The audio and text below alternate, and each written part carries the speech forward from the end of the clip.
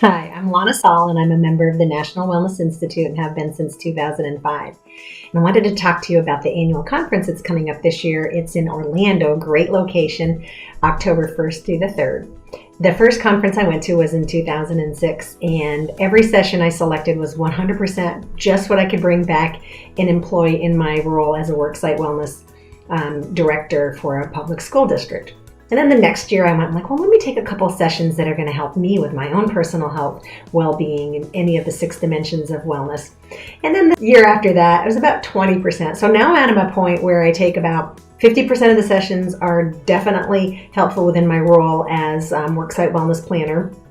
And then the other 50% are really designed to just refuel my passion and my purpose and truly address all of the other aspects of my own individual health and well-being. And so when I walk away from the conference, truly I am charged up for the entire year. So I invite you to come out to the conference. If you have any questions or hesitations, let me tell you that the conference is absolutely the best that there is as far as the number of sessions, the opportunities, and in addition to great sessions, great breakouts, you have the opportunity to meet and network with some amazing wellness professionals.